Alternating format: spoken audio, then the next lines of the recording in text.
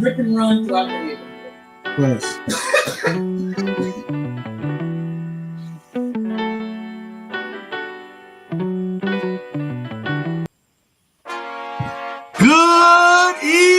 Good evening, America. It is I, J. Sims the Lion, and it is Thursday night. That's why I'm on your screen, because it's Thursday night, 7 o'clock. Y'all know where we at. We here, book study, 48 Laws of Power with the Book of Man.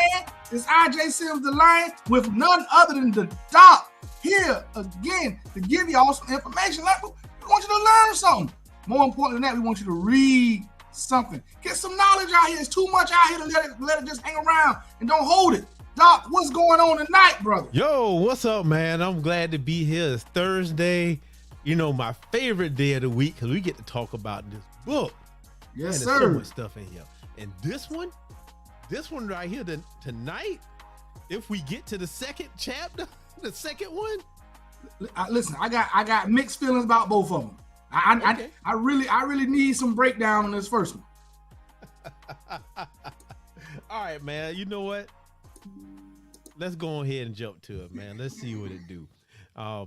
Shout out OG in the house. He said that's the longest wait ever. Hey, man.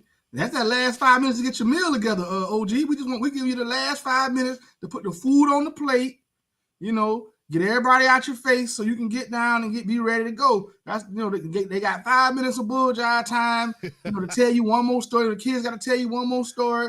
The wife got to ask you to do one more thing, and then you ready to go. That's it, man. You can share with all your people. You can tell them, hey, y'all need to come on and watch this. Yes, sir. Yeah.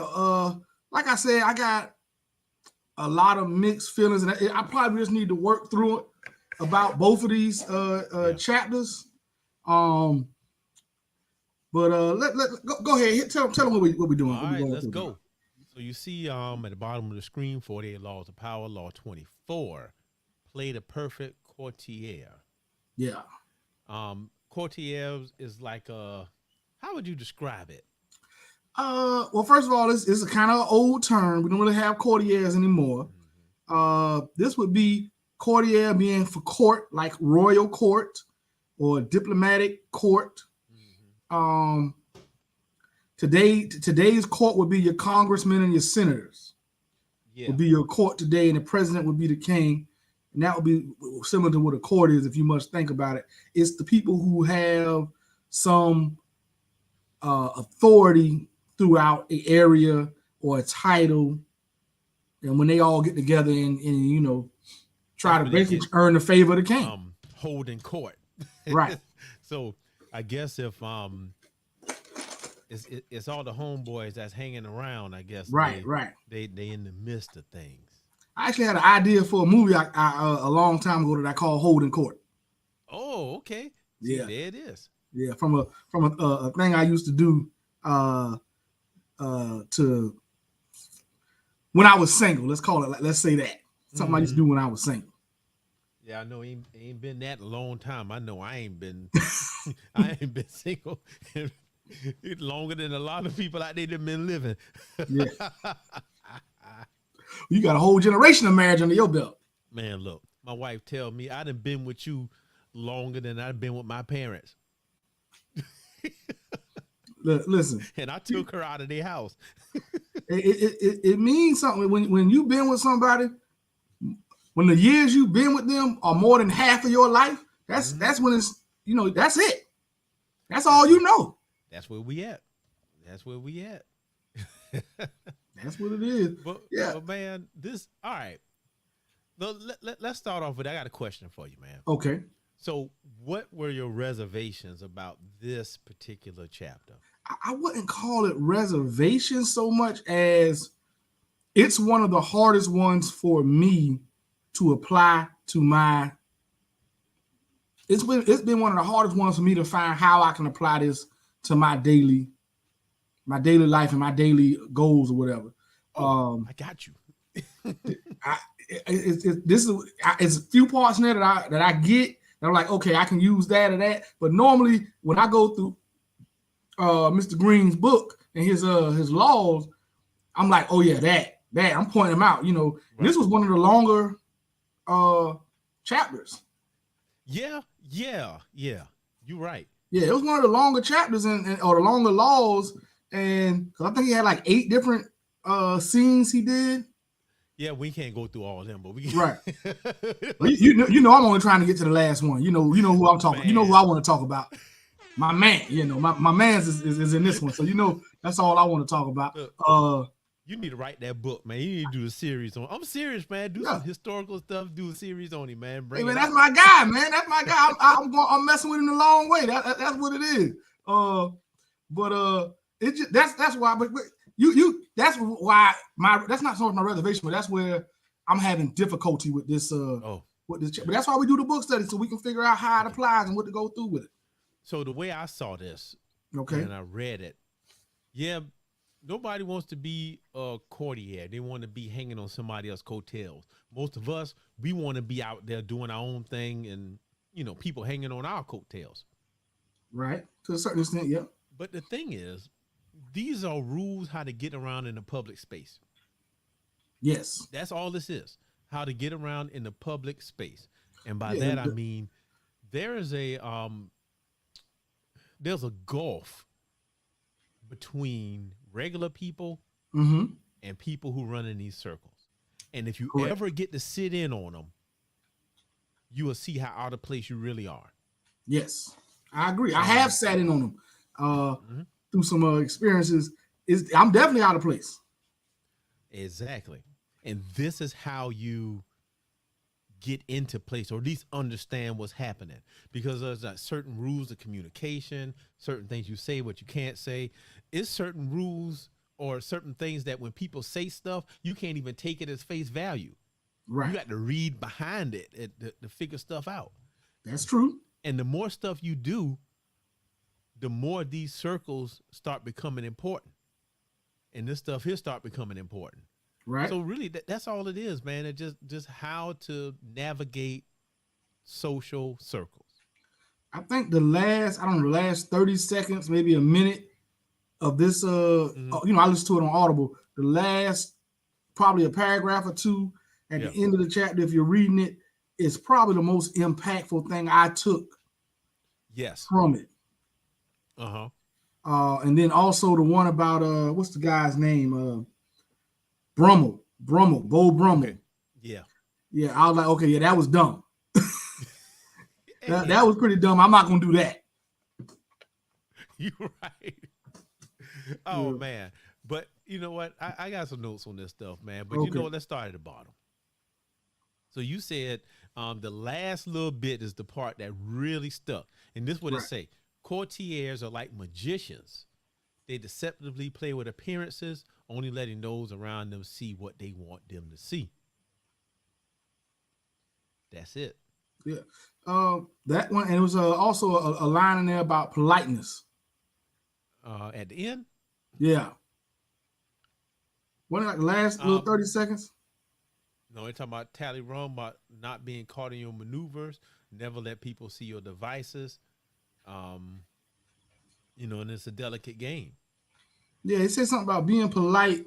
Being polite is a key. I gotta find it. It's right at the end. We'll find it. I mean, I'm looking at the end, but I don't see. But it's probably somewhere further up. But definitely, you know, I say the most important part of this chapter is say laws of court politics. And man, this politic game, man, that thing is for real. Listen, even on a local level. When I tell you, I saw a little bit. This is where I said I realized I'm not like those people. I cannot put on airs for the amount of time it takes, and in the continuous proximity that you have to be to these people to be successful in that arena. I don't have that kind of mentality. I haven't developed that skill to stay in character, for so to speak, for that length of time. And I realized that when I got around that atmosphere, I was like, okay, this is, I like what I understand why they're here, and I understand you can do good here in this arena. For me, I cannot maintain that level of almost pompousness for to a certain extent for the length of time necessary to be successful. I'm gonna tell somebody to get the hell out of my face.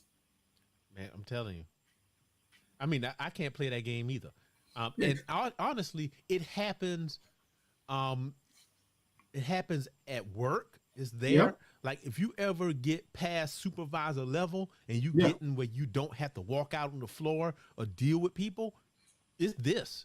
Yeah. Or if you ever get to like vice president, president level, it's this. Yeah. And you got to play it if you want to keep your job. If not, them people will cut you out and you find yourself at the house. Yeah, you got to play it a little bit, but it's definitely levels. It's levels to it, and you have to find where you are comfortable with it.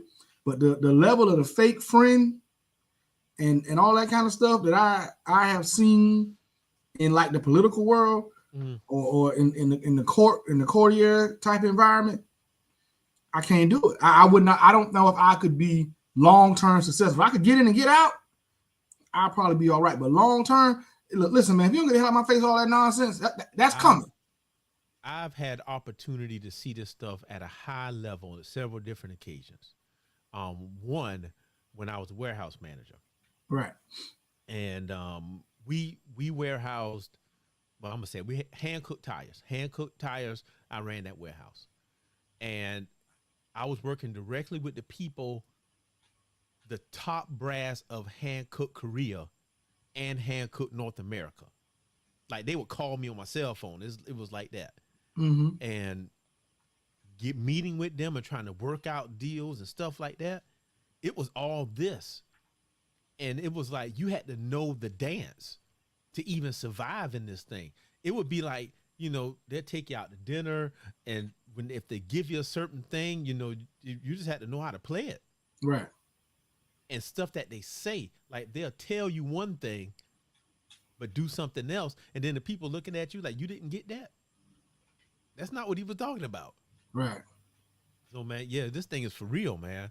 But let's dive into the laws of the court politics, and maybe it'll reframe how you look at this, because I think, to me, this is sales. Again, this is sales. Yeah, I can see that. I can see it applying for sales. Absolutely. This is sales all day. But let me hip y'all to this. When I say sales, people usually think that is, okay, I'm selling something. You sell something every day. Well, you sell yourself. Even, you know what, in the schools and education, that's sales. People don't get it. I got to sell myself and what I'm teaching to those kids to get them to learn it, to get them to do what I need to do. Yep. So you got to master. That's what I mean. You got to see when to apply this stuff, man. So, all right, man. Let's get in it. Let's get in it. So, right here, avoid ostentation. And it's never prudent to prattle on about yourself or call too much attention to your actions. Other people want to talk about themselves. You shouldn't be talking about yourself all the time. Right. Well, I think throughout this whole section, I felt a lot of this call back to another book I read, The 7 Habits of Highly Effective People. Yep, I got that one. Yeah, a lot of the things in here remind me of Think Win-Win. Yeah, remind me of that chapter. You know, how you should think win-win. Don't think win-lose. Think win-win. Because a lot of stuff they talk about here is how you get what you want while somebody else gets what they want. So everybody feel like they got what they want out of the deal. That's right. That's right. But you know what? With this one right here, avoid ostentation. It's a battle. It's a push and pull. Yes. But the trick is not to be the one that gets stuck talking about yourself all the time. You got to give a little and talk about yourself to make the other person talk about themselves. Right. So, and it's a battle. Because remember I told y'all before when I was doing rental car and had to sell insurance to people whose cars been wrecked and the insurance was paying for it. And the trick was to get them to talk about themselves more than I did. Right. But you have to say a little bit to kind of open the door for them to walk through it. Yep. So But that's all that is. And I mean, whatever you're doing, you got to give up a little bit of yourself to find out the stuff that you want to find out. And that's all that's saying. Stop talking so much. I agree with this. Most people who talk about themselves are either lying or over exaggerating about everything. True. This is true for a lot of people. Not all the time, but for a lot of people. That doesn't change the fact that you still you might want them to feel good about it, though. Let them talk. Let them talk. Or what they're doing is what I used to do, is a mental trick to get you to talk about yourself and find out what they want to find out. Yep. Because it's easy to make somebody feel comfortable. But Yep. I mean, now think about the positive ways you can use this. When you're talking with your kids. Definitely. And you want them to talk about themselves. So what you do, you tell a little bit about you. Oh yeah, when I was your age, I used to. Right. I did this. And then they start talking about what they think. Yep. So I mean, but this is important, man. I mean, that's the first rule. And look at the second one: practice nonchalance. Make everything look easy. You ain't got to tell everybody all the stuff you're doing. Just make it look easy. Like, man, that was just another Tuesday. Now, this is one you have to be careful with. And the reason I say that, because some environments, some work environments especially, they can't stand to see you not sweat. They want to see you sweat. They want it to look like it's hard. I know people love, don't do nothing, but they look like they're doing everything. Meanwhile, you can have somebody else knocking it out, but they make it look easy. They swear the person ain't never working. I mean, and that's true. That's true. But I mean, again, this is one of those things you got to know when to apply it. Right. You got to know when to apply this thing, man. I mean, sometimes you want it to look easy. And sometimes you don't. So actions speak louder than words for the most part. Yep. And that's the truth, man. That's the truth. But I mean, I guess this one flowing to the next chapter. Yeah, it does. And you gotta, so I'm gonna hold that comment until we get to the next one. Be frugal with flattery. Now, I do like this one. Because if you do it all the time, it seems fake. Yep. So I absolutely agree with that. And you know, this is one I support highly because it does seem fake. When somebody always telling me, "Oh, you so great, you so great," I'm like, man, I don't need you to blow smoke up my ass. You know I'm good at what I do. That's why I'm here. I didn't do this by mistake. I did it on purpose. So chill out. We cool. You know, I'm not gonna fire you today. We all right. But look at this though. But think about where we started. If you in a circle that you're not used to being in, true. You got these high flying people all around you. You don't have to flatter them all the time. Man, y'all like what you doing, bro. Yeah, that's good, bro. You know, you always patting them on the back 24/7. Yep, you can't give that attaboys for everything. There you go. But see, and that's one. And again, remember I said it's how to carry yourself in a circle. Right. There you go. And then even in that, practicing nonchalance. Like, it's a lot of times we be places where we feel like we don't deserve to be there. Where everybody else is above us. In some degree. For something. Eric Thomas tells a story like this. Where he's like, I'm in the room with Warren Buffett and the owner of the Cavaliers and a lot of other people, and they talking about revitalizing Detroit. And he's like, I don't even know why I was in that room. If they invited you to the room, there's a reason you're in that room. It's on you to figure it out. And in his case, it was, he figured it out. He was like, oh, they needed me because I had the people of Detroit. And they needed somebody that had the people. Yep. So I understood my value. And once I understood my value, I knew how to make it work for me and for the people of Detroit. So I think in that case, which is why knowing how to conduct yourself in the room is so important, because you might end up in the room and not really know why you're there. But if you know how to conduct yourself, you at least give yourself an opportunity. It don't matter. But also, you know what? We miss out on opportunities because we don't know how to conduct ourselves. True. So much stuff you miss out on. So you have to know how to use these things. Like, look at this next one. Arrange to be noticed. They got to know you doing something. Yeah. You got to let people know that you own something. I mean, now see, and it's funny because again, this is a delicate balance. It's like you can't, be noticed, but don't be noticed too much. Work hard, but don't make it look too hard. You know what I'm saying? Yeah. So yeah. And it's a contradiction to a certain degree, but it's also goes back to what we've been saying a lot. A lot of this stuff in this chapter, a lot of stuff in this book is about self-control. Mm-hmm. Or that next chapter, dang, we got to get to that because that thing is in there.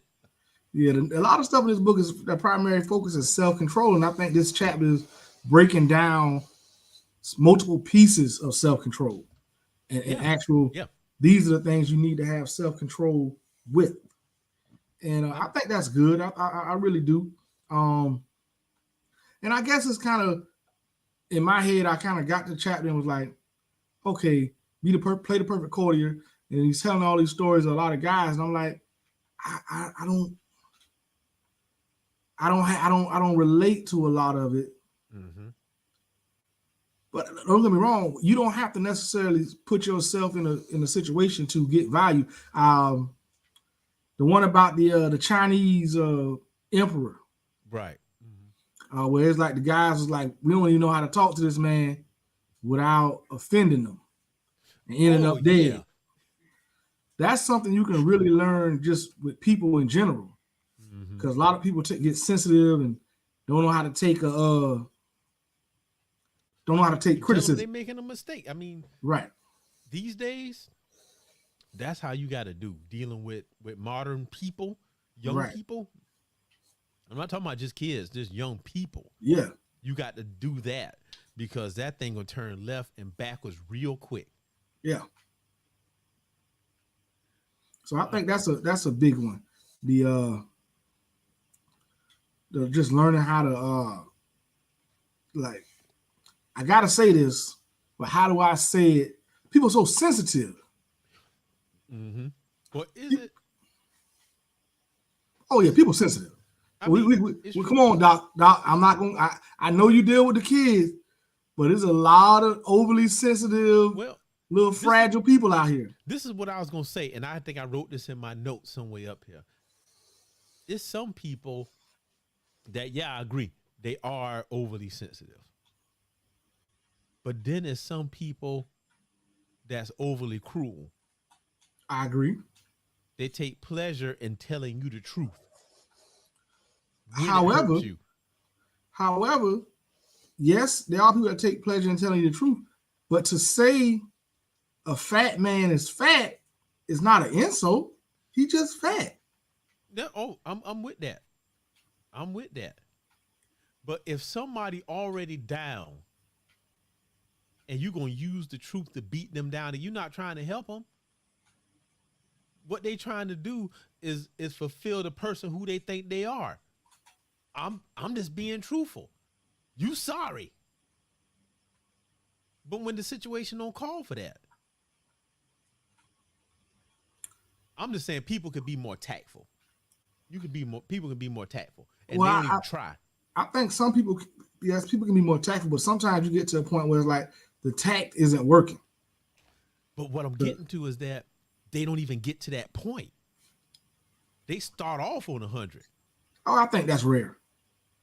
I think that's a small percentage of people, especially when you're dealing with people that you see and talk to on a regular basis. Mm-hmm. I really think that's a small percentage of people that just go straight to 100. Most people most of us try to approach a situation with some tact. Now, there are people who don't require to be spoken to with any tact, so they don't speak with it. You know, it's one of the things I've been told. I can speak harshly to people, but that's because, you know, you really can't hurt my feelings. You know, you say what you're gonna say. I'm gonna respond how I'm gonna respond, and you can't. I'm not one of the people whose feelings get easily hurt. I might not want to hear what you got to say, but I'm like, all right, whatever. Now, I'm rolling on what I got to do. Now we say that, but we don't say that when it comes to the police, because he ain't had to say it like that. He ain't had to go all the way on 100 like that. We see it all the time. I think that's a different situation. That's not a regular life situation. People tend to not understand the gravity of the position and the tenuous nature of the position that most police officers are in. And that's true. They don't really have time to coddle your feelings. You know, do I think police officers do the job 100% right all the time? No, absolutely not. Mm-hmm. Do I think you walking into in a situation dealing with a police officer, especially when you kind of in the wrong, even if you're not completely in the wrong, you just kind of in the wrong, to expect to be your hand to be held is just that's a foolish expectation. All right, so here's the question then: why is using tact considered holding somebody's hand? I think the world in my opinion, people sugarcoat stuff too much. You know, some things need to be hard to swallow. I agree. So you remember it. I do agree. You remember how that nasty behind medicine tastes. You remember that. To this day, you grown now. You ain't took no Tri-Minute since the 90s. Know what it was? There was two kinds, Buckley's and 666. Yeah, you come on now. You had the flu today. You take that before you go to bed. You wake up tomorrow. You good. You ain't got nothing no more. You sweat all night now. Your sheets wet. Your sheets are wet now, but you good though. You back at it. You ain't missing no school. I can tell you that. Oh man, but who was the one with the two little redhead kids on the front? God darn, man. You know what I'm talking about? The medicine had the two little redhead kids on the front. Man, maybe now some of them say Buckley's or that's like something John's or something. I don't know. But yeah, you won't forget that. Nah, but you needed that medicine in your life. Had you right. And I think is people have somebody we know, Kevin Samuels, they have a hard time with his tone. Mm-hmm. That don't make him wrong. But you notice what he do? He start off level and then he escalated. Right. People usually talk about his tone after he done escalated. Right. So, and I think that's most people. Somewhere in the middle. We're somewhere in the middle. That's pretty much where it is. And like I said, I think most people start off, trying to deal with people, but at some point, if I try and you're not getting, hey man, what's wrong with you? Mm-hmm. Or maybe I'm talking about the folks that be truthful and brash, but they got to put that extra sauce on it. You know what I mean? They got to put extra on it. And there are people who do it. There are people who try to eviscerate other people with words. Mm-hmm. That's what I'm getting to. When they get an opportunity to say something to someone, they almost relish in it. Mm-hmm. There's people like that. Yeah. I agree. So man, I'm gonna move on to the next one. Unless you got something else to say about no, go ahead. That's what I was gonna say. What was next? Code switching. Important. We all learn. Alter your style and language according to the person you are dealing with. It's important. We all, especially as African Americans in the professional world, we learn how to code switch. Well, does that not still apply to what we just now was talking about? Yes. It does. It does. We do all have to learn how to code. Is it unfair that you have to code switch? In this context with this, no, it's not unfair because you're playing the game. Right. But now in regular life, yeah, we shouldn't have to. But in this, if you're trying to get something done, I mean, because you know what? When I was trying to get stuff done, I couldn't walk up in that meeting room with all those leaders and be like, "Hey, what's up, Bo? Right. What y'all talking about? What You L right. you over there?" I couldn't say that. So, but I was talking to them. And then, all right, here's the perfect example too. That same thing. With these people were foreign people from Korea. I couldn't speak in idioms Right. because they didn't understand it. Correct. You know, it's raining cats and dogs, or where the cats and dogs at? You know, he was, or you know how you see somebody mad and they be like, "Man, he was hot. He was 87 hot. Right. Why is he so hot? You need a cold drink." I mean, like they really thought that. So you Right. couldn't. So I had to change my style and language to communicate with them so they can get it. Right. And it took me a while. Like, oh, they don't understand those idioms because that's not in their language. Right. So I mean, Well, English is their second language. Mm-hmm.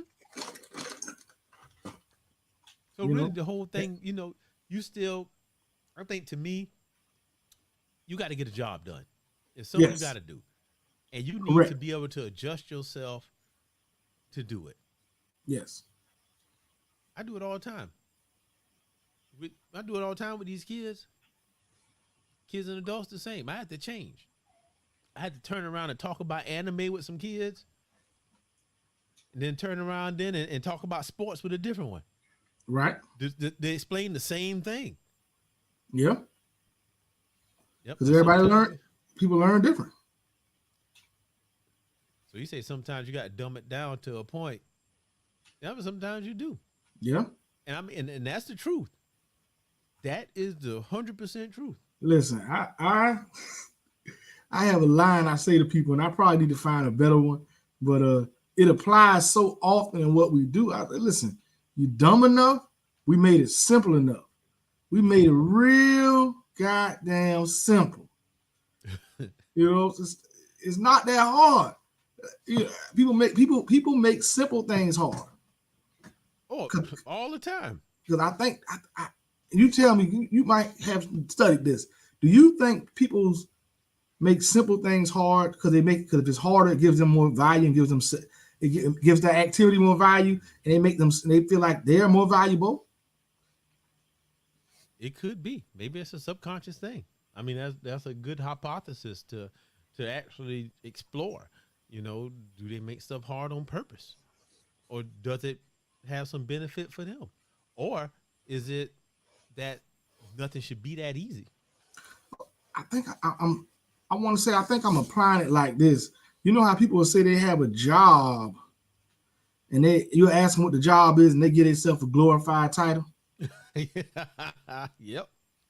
You know, we've all done it. You know, you ask what my job is, I can get it to you simple. I'm a warehouse manager, or I can tell you I'm a logistics. You know, I'm a logistics manager for one of the largest tent and outdoor shelter providers for the Georgia film industry. So I can tell you, you know, it's the same job, but I can tell you two different ways. You know, that's true. I'm a logistics manager for one of the, you know. You have to do that, and that fits right into what you're saying about altering your style and language, because some people judge how much respect they're gonna give you by what kind of job you do. Right. And we don't really care about that. But if you're running in a circle and you got to get some stuff done, they care. You need to be somebody. Right. Right. So it just depends on how it goes. So this one, never be the bearer of bad news.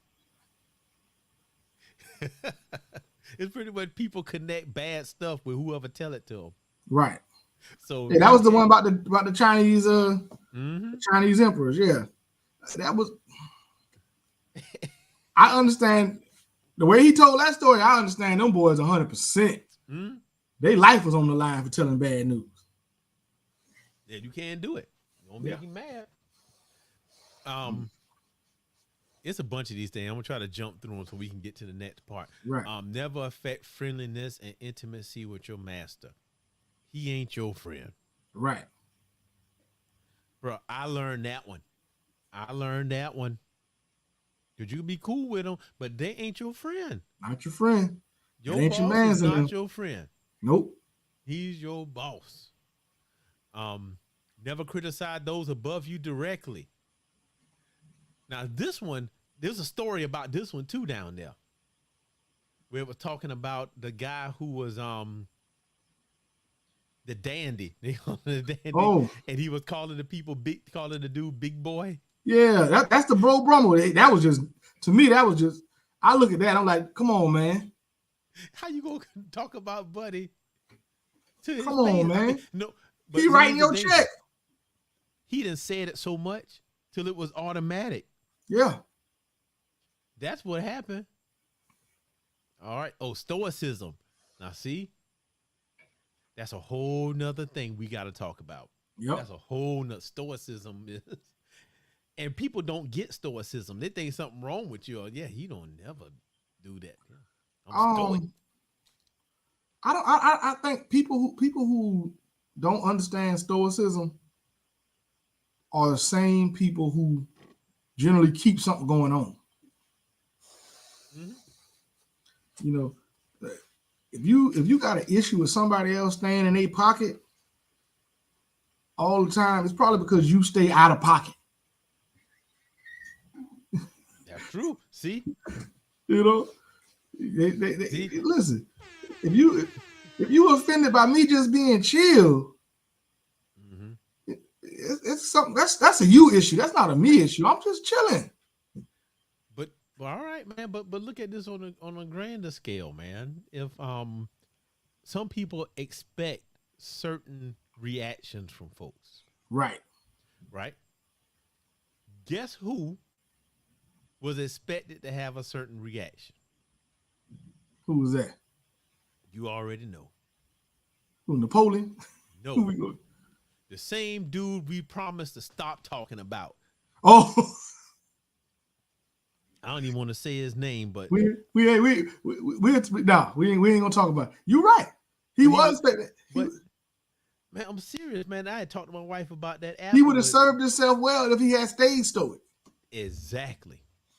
Especially since the person that he went out of his way for and left him out there on a wire by himself. He out there solo. He left him out there naked. He been flapping in the wind. In the wind on a limb precariously. See? Hanging out there on the limb. Nevertheless. So this next one, be frugal about asking those above you for favors. Yeah. That's a good one. You definitely should watch your mouth and let it ride. But what it's saying, but look at it though. It say be frugal. Now don't do it all the time, but save it for when you really need it. Yeah. Now this is important too. If you're running in those circles, let's say if people who have nonprofit things and all that, they trying to ask for money. They got to know how to do that. Who to ask and who to say what, because it ain't them. It's everybody else on them. Yep. Or, even early in our marriage, when I was a young man, I wasn't making the money I make now. Sometimes stuff was tough. Oh, I see you, OG. The phone down. It's all good. We appreciate you swooping in. But yeah, I had to be frugal and asking for money. I'll go to the parents, but I can't go to them for everything. Right. Until we, get on our feet. So yeah, you don't want to abuse that all the time. And then look at this. Do not ask for favors on another person's behalf. Yeah, and I see that. Now that one, I wholeheartedly agree with. Listen. Yeah, I know him, but I don't know him like that. Man, look. And then they tie you to that. You used up your favor for this other person. Right. It better have been good.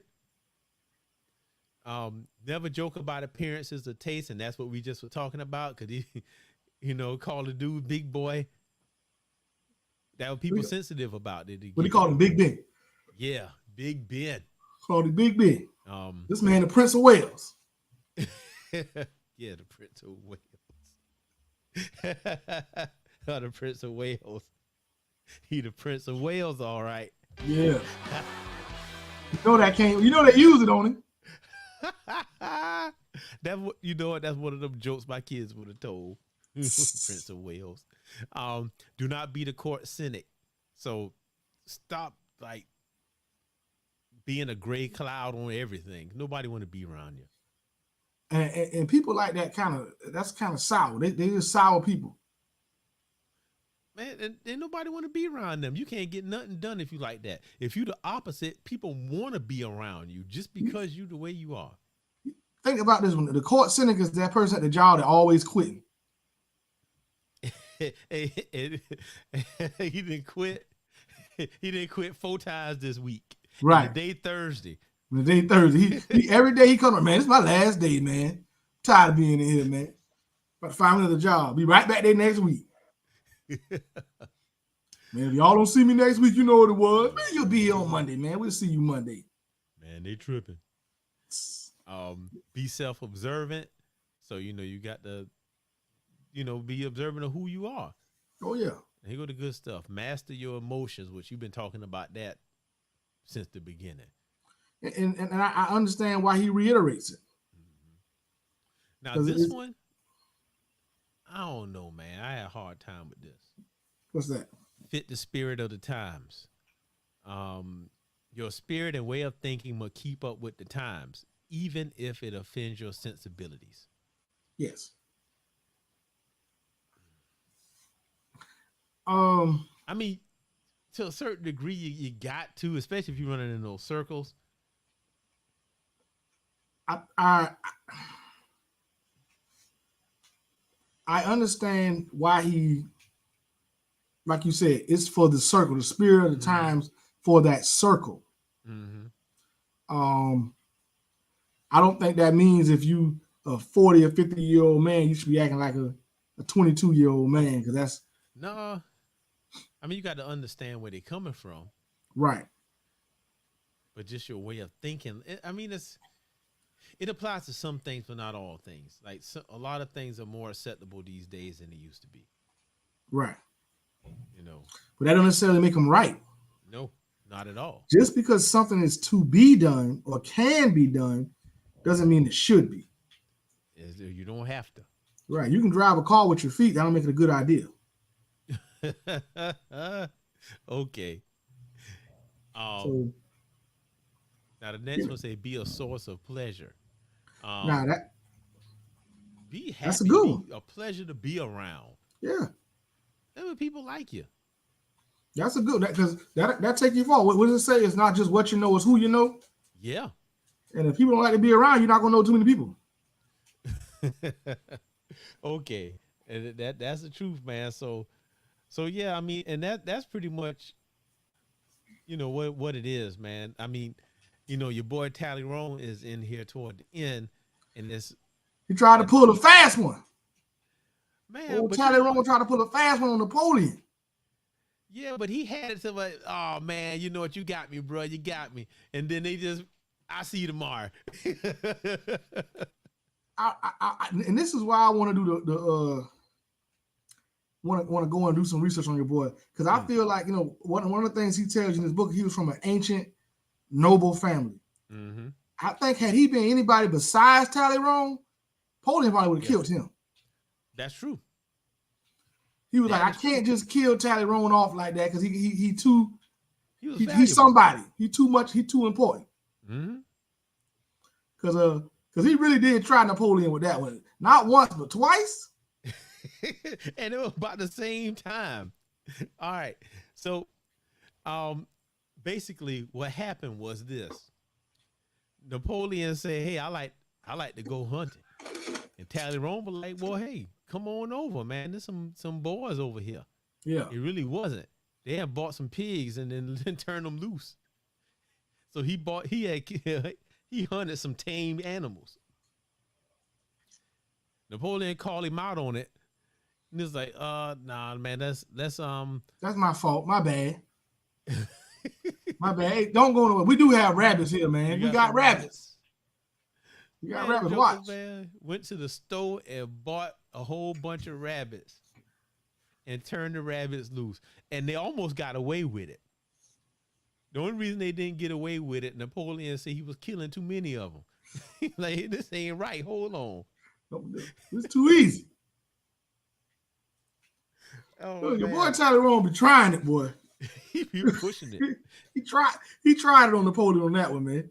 He pushing it. He pushed it. Then it's, it said it took months for Napoleon to be able to trust Talleyrand again. He was mad at him for about 2-3 weeks, and then it was like, all right, we back. We back, man. Well, that's your boy Talleyrand. He needed him. He needed him. Sure. Couldn't stay mad for too long. He needed him. Had stuff to do. Yeah. Oh man. All right, man. You want to go ahead? We gonna hit up this next one? Yeah. Let's go ahead and go to 25. All right, law 25. Recreate yourself. This is real, man. This is a good one. And recreate yourself by forging a new identity, one that commands attention and never bores the audience. Be the master of your own image instead of letting others define it for you. That's us in a nutshell. Oh yeah. That's every black man in the world. Yep.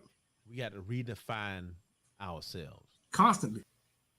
But I mean, if you are an introvert, you have to redefine yourself in order to do something. I mean, I guess that's why this stand out so much to me is that I had to do it.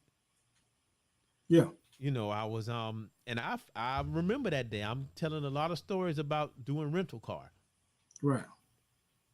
But I had to figure out how to do it quick. Yeah. And I had to I never forget this. That first day I went out to that location and I wasn't selling anything and doing nothing. And I was like, man, this ain't gonna work.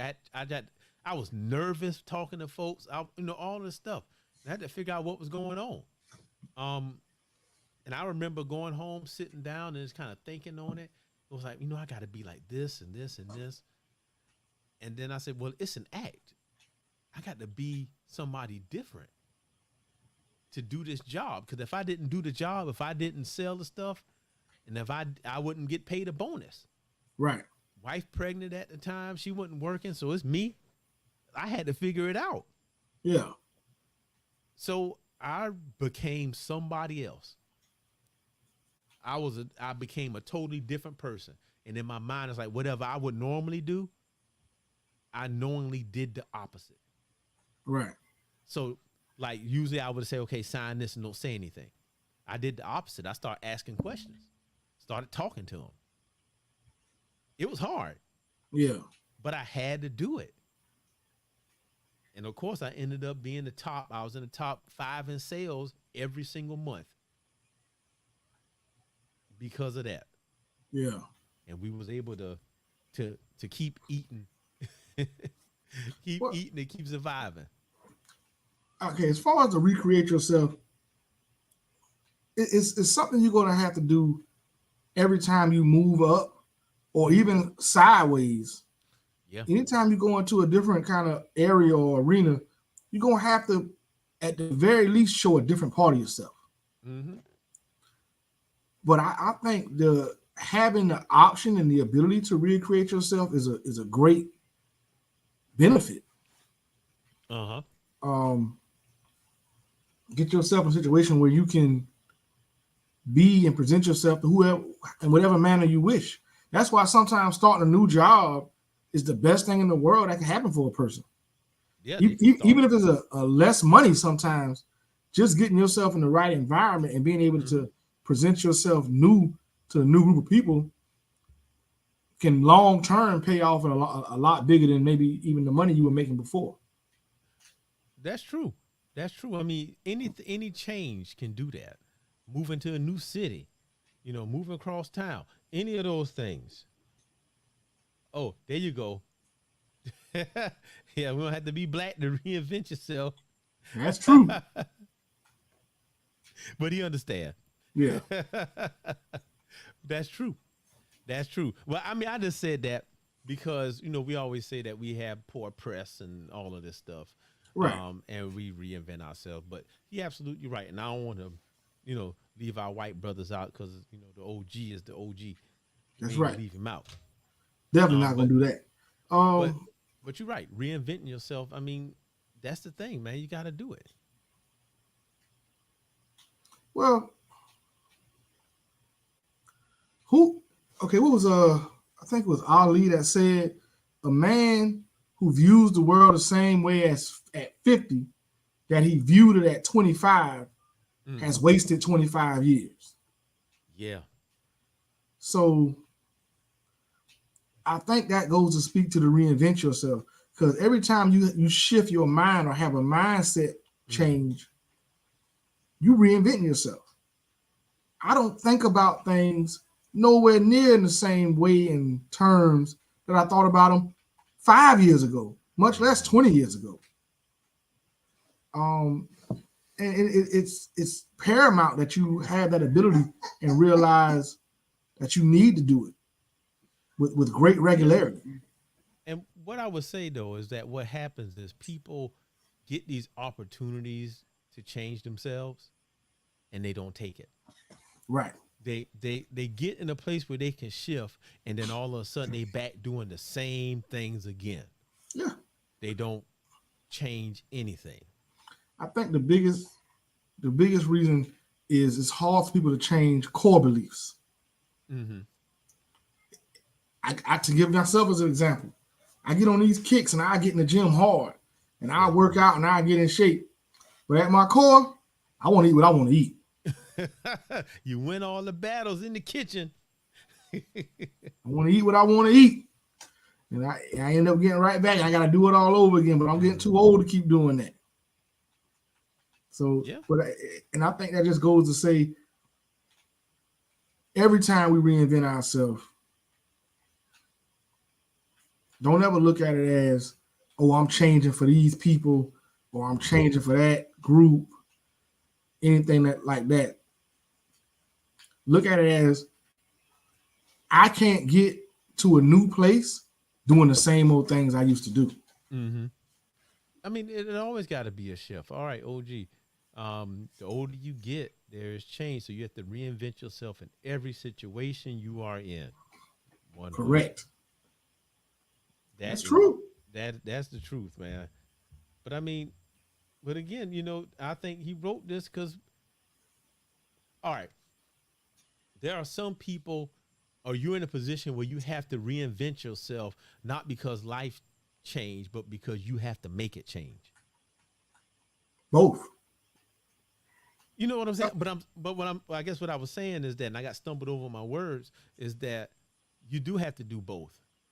But there are certain instances where you're going to have to reinvent yourself because you want to change what's happening. Oh, absolutely. Absolutely. Yes. Yes. I think you were right with the initial statement. Sometimes things are going to happen around you. Mm-hmm. I'll give you an example right now. This inflation. Yeah. This is a real thing. We are all having to adjust to everything that we were doing being about 15% more than it was a year ago. Mm-hmm. Our cost of living has gone up by 15%. The average raise is 3%. Mm-hmm. That means most people are now in a 12% deficit from last year. Yeah. However, most of us don't go backwards in expenses from year to year. We either go forward or we stay the same. Yeah, that's it. Stuff don't really come down. Right. So that's forcing people people trying new careers. People are doing side gigs. People are downsizing how they live. It's a lot of change that are causing people to reinvent themselves that they had nothing to do with. Yeah. They didn't ask for that.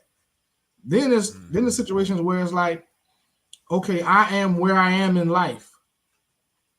but I want to get over here. Right. This person I am today clearly won't get me there, or I'd already be there. So it's time for me to be somebody different. That's right. So you said it's not a change or reinventing yourself, it's an evolution. I think it's two different parts to that. In some people, in some instances, it is evolution because with evolution, the original material still remains. Right. And in some of these, it doesn't. Like that lady, the first lady, George Sand. Yeah. You know, she wanted to be a writer, but I'm like, you a lady, you can't write. Mm-hmm. All right. And she told everybody she was a man. Wrote a book and said it was a dude that did it. Yep. You gotta do what you gotta do. And then there you go. But what I like here is that what she really wanted was the power to determine her own character. Oh, I don't know if it was this chapter or a previous one. The young lady who became the dancer. I think that was one of the previous ones. Right. She went from one country to the next. Yeah.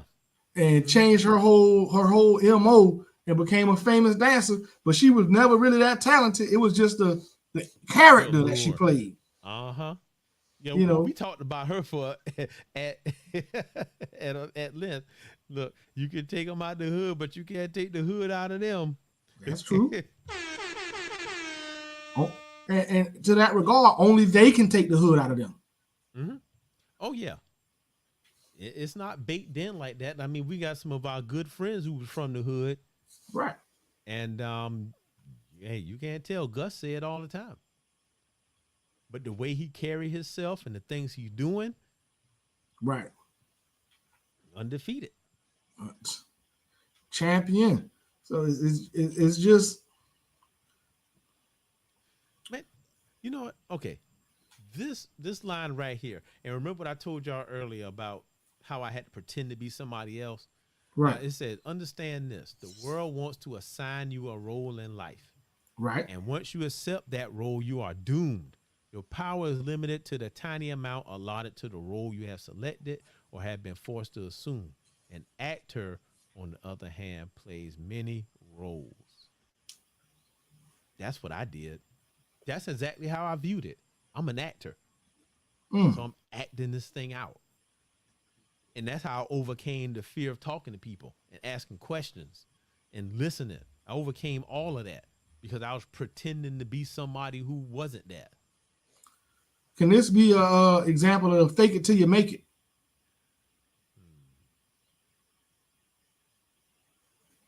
Maybe.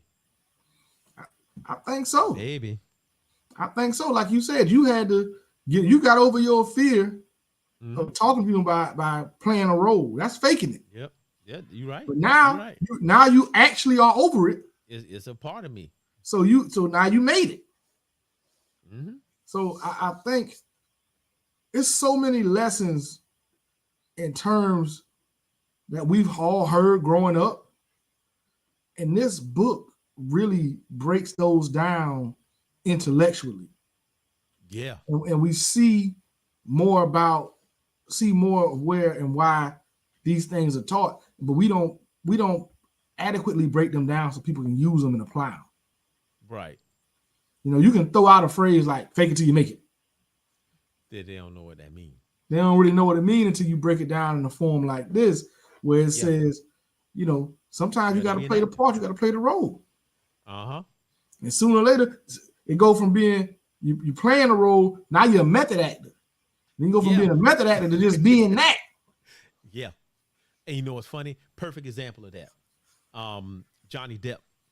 Yeah. Now, the behavior person I told y'all about before was breaking down his testimony, right? And when he broke it down, he said, see, that's Jack Sparrow right there. Mm-hmm. And he uses it. What he said is that he uses Jack Sparrow to cover up his other insecurities, which he identified in his baseline observation from the beginning of the testimony.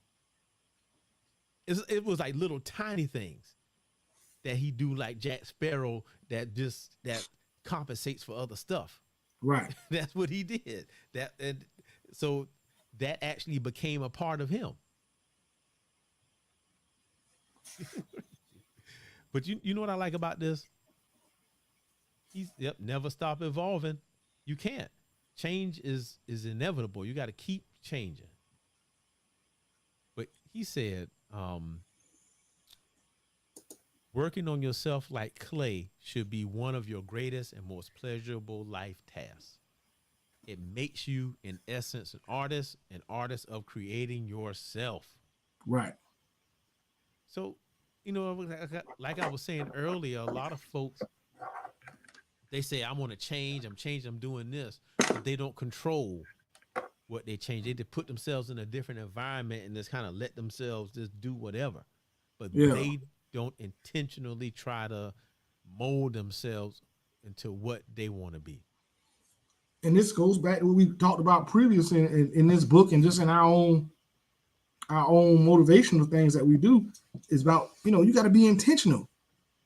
Mm-hmm. This thing called life, while you can have fun, is not a game. No. It was a line, only some people in life get what they want. And those are the ones that show up to get it. Those people that go after it, they're intentional about the things they're doing. A lot of people out here just letting life happen to them. Yeah. That's it. What I made that video called, I didn't know I was leading a defensive life. Playing defense instead of playing offense and making things happen. Yeah. And I think reinventing yourself is a way of playing offense and making something happen. One thing for sure is if you've been doing something for 20 years and you don't have what you want, it's not working. Yeah, you go ahead, but I guess you don't know what you want. Even bigger problem. You're just floating in the water. Yeah. And wherever the winds take you, that's where you're taking it. And that's not going to be effective. And I think that's why we started this thing. That was, for me, that was a big thing, man. Just trying to take control over who I was, who I thought I was, my actions. I mean, all of that. Yeah. Because it's necessary. I didn't want to be what everybody said I was. Right. Or what I thought I was. I wanted to be somebody different. And at any point in time, you can get up and look in the mirror and decide to be different. And I think we all have to look at ourselves and ask ourselves, are we the most effective version of ourselves? Are we the best version of ourselves? My answer always going to be no. No. And for most of us, the answer should be no. No. For most of us, if not all of us, the answer should be no, if nothing else, for your own self-motivation to keep moving forward. Mm-hmm. Look yourself in the mirror and ask yourself, is there anything else I could have done? Is there one more thing I could have done? 9 times out of 10, actually more like 10 times out of 10, it was something else you could have done. Uh-huh. It always is. And you just got to figure it out. You got to push through it. And reinventing yourself is definitely part of that. Look, it's simple, man. You can't want new results doing the same thing you did yesterday. Got to change. Doing the same thing you've been doing. Yourself. Yeah. And forge a new identity if that's what you want to do. You know what? You want to be smart? Okay. Carry yourself like a smart man. Yeah. You want to be athletic? Carry yourself like an athletic man. If you want to be diplomatic, guess what? That's what you got to do. Put yourself in the room with those types of people. Learn what they do. Develop those habits. That's why the book, 7 Habits of Highly Effective, it's a habit. You have to do it all the time. You got to keep doing it. You're not changing or evolving, you're insane by definition. I mean, really, that's what we do. Our bodies change and evolve daily. But that's a good point. That's a great point. Because doing the same activity over and over again, expecting a different result, is the definition of insanity. Insanity. I know, and by that definition, I was crazy. Yeah, I was crazy. I was doing the same stuff over and over again. As far as I kept getting to a certain point in life, and then falling down and having to come back. Get to a certain point, fall down, have to come back. That's insanity. And I used to damn near brag on that. Lost it all, had to crawl back. I ain't crawling back no more. That's insanity. I'm just here. I ain't no more comebacks. I'm just here. And see, you know what? And that's what it take. It take when we get to that point where we look in the mirror and say that's never happening again. Yeah. That's not doing that no more, man. Not at all. I ain't doing it no more. I ain't crawling back. I ain't fighting back to get back to a certain level of decent, comfort, standard of existence. I'm not crawling back no more. I'm not going backwards. I'll be whatever I need to be. Go reinvent myself. That's follow the 48 laws, whatever it takes. I'm not taking another step backwards. And this remind me of, the same saying I be telling y'all week after week after week, what that doctor told me. You got to stop thinking like you. He told me that thing. You tell it's still sticking with me because that was the most profound thing ever, especially when I started to get it. Like, you got to stop thinking like you. Yeah, because you got you in this mess. 9 times out of 10, you can't get you out. Or even more so that you keep yourself stagnated and you just cruising where you at. And it's like, oh yeah, I'm cool with that. And that's fine if you're cool with that. But I mean, there are certain things that you want to do. For me, it was moving my family, changing how my family do things. Right. In terms of investments and making our money work for us, understanding.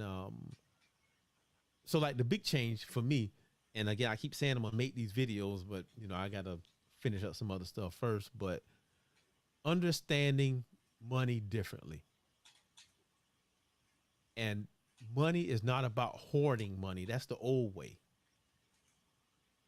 Collecting as much cash as you can and seeing those numbers in the bank. Yeah. What it's about is cash flow. Yes. How much money you got moving through your hands. Because that's how you get stuff done. Yep. You can't get past a certain level unless you got cash flow. Because you can't hoard enough money. No. Because we not capable. Well,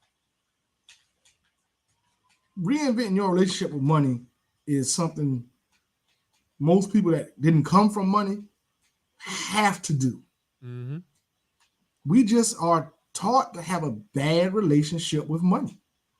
Mm-hmm. And unless you go out and seek out the education, you're going to maintain a bad relationship with money.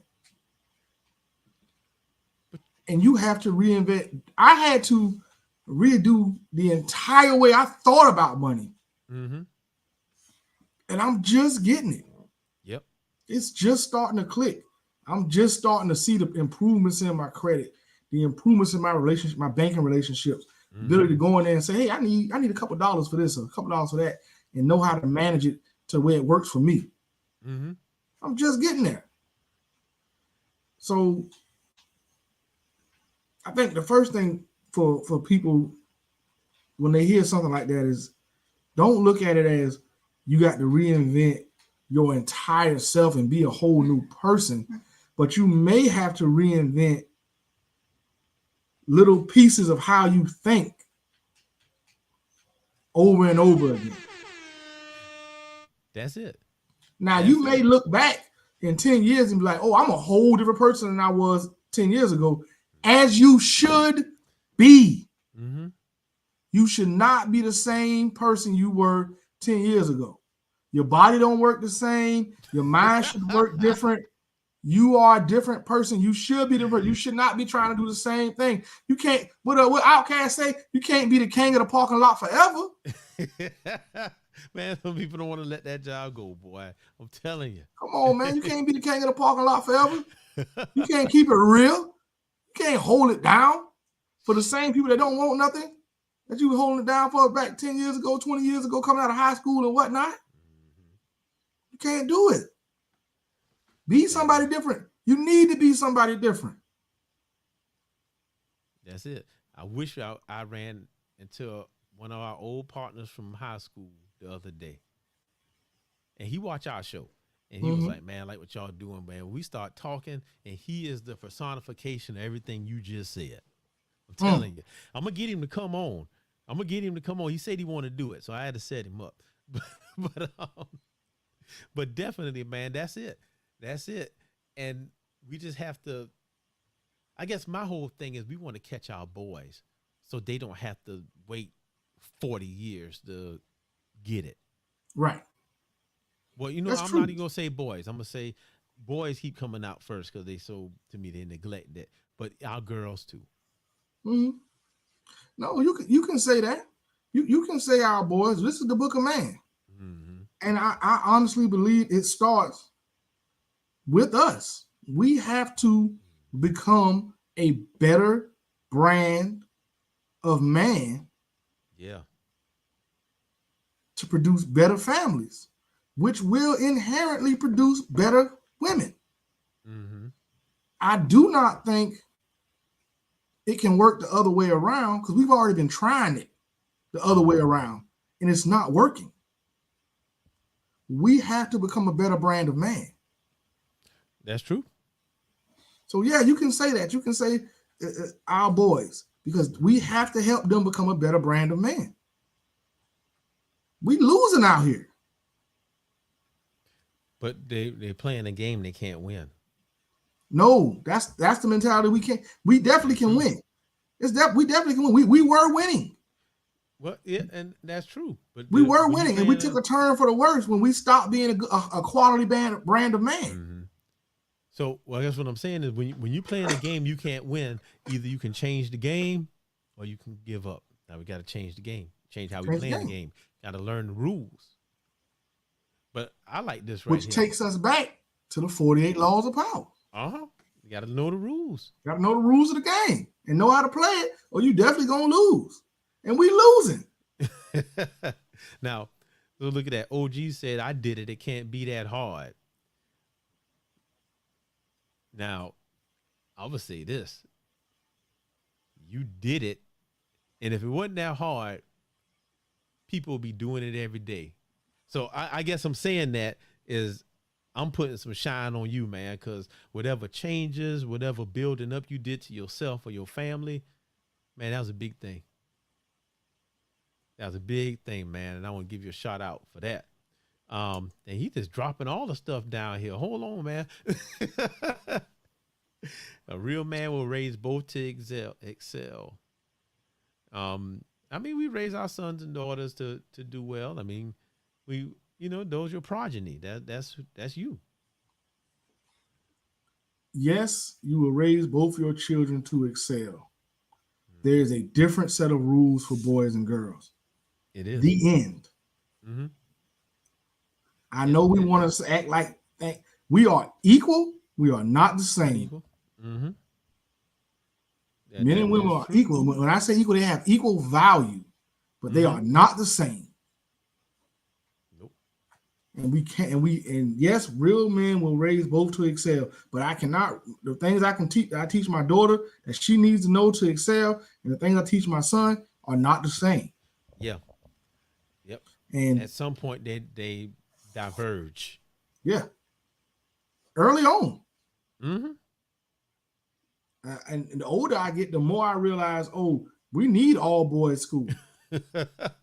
See, I'm telling you, man, it's a thing to that. Yeah. I told you what I thought about that.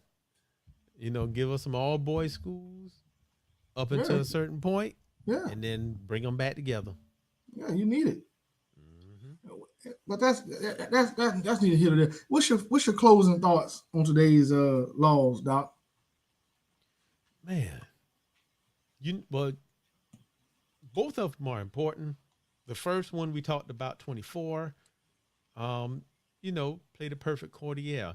Just think of it in your mind as how to navigate certain social circles, how to get things. This is how you get things done. Right. Because you can't strong arm everything. That don't work all the time. Right. Sometimes you got to have finesse, and this is finesse. Yep. And then that last one, that meant a lot to me the more I talked about it, about recreating yourself, because I did it. I did that, man. And I wouldn't have been who I am. I wouldn't have been here, sitting in this chair right here, if I wouldn't have done that 20 years ago. There you go. I still do it every day. Every day, man, I get up and I decide what I want to be and how I want to do it. I make that decision every day. Just watch this. Go ahead, man. I'm gonna stop. That phrase right there, you just said, get up and decide who you want to be and what you want to do. Takes us back to your boy, who we will not mention, who made that same phrase. He said, just decide. Yeah. Who you want to be, what you want to do. Just decide. And the universe will get out of your way. Yeah. But listen, we don't decide all the time. I think what he did was irreprehensible. Yeah. Yes. Do I also think it was a lot to learn from him, from his book, from some of the things he said? Absolutely. But on these two topics tonight, one, I appreciate the breakdown of the chapter 24, because for me I was really looking to try to apply it, and now I understand it more. That's why we do this. It's gonna be sometimes you really get a chapter and really feel it, and sometimes you don't really catch on to it. It's definitely, I break it down as you just got to learn how to act appropriately for the environment. You know, it may not be exactly some of the things that were in this book, but you need to pay attention and learn how to act, you know, for the environment that you're in. And as far as reinventing yourself, don't be afraid. I think I saw something, I think it was in the group about it might have been Gus, about comfort. Yeah. About the circle of comfort, I think it was called, where you're gonna have to, wherever your goals are, just outside that circle of comfort. And reinventing yourself, to me, applies to that. Don't be afraid of it. Allow yourself to be a little uncomfortable and maybe become something a little different to get what you really want. And I say that to any and everybody, man. Just that breakthrough is oftentimes right there on the other side of, like, when it feels like it's getting a little hard or you don't quite understand where you're going.